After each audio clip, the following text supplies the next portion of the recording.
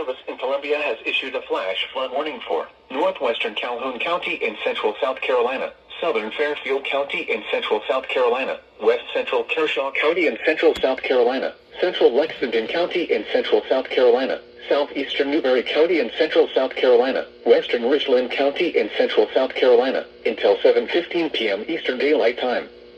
At 4:04 p.m. Eastern Daylight Time, Doppler radar indicated thunderstorms producing heavy rain across the warned area.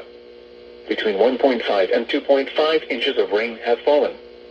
The expected rainfall rate is 1 to 2 inches in 1 hour. Additional rainfall amounts of 1 to 2 inches are possible in the warned area. Flash flooding is ongoing or expected to begin shortly. Hazard: flash flooding caused by thunderstorms. Source: radar. Impact: flash flooding of small creeks and streams, urban areas, highways, streets and underpasses, as well as other poor drainage and low-lying areas.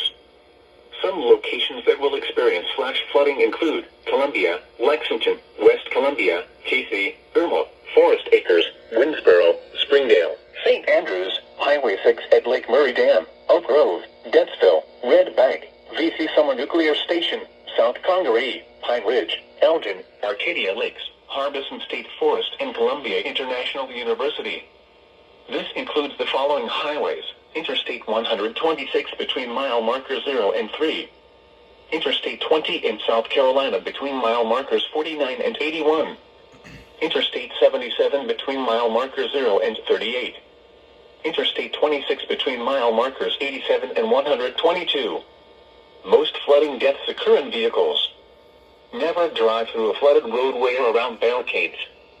Turn around, don't drown.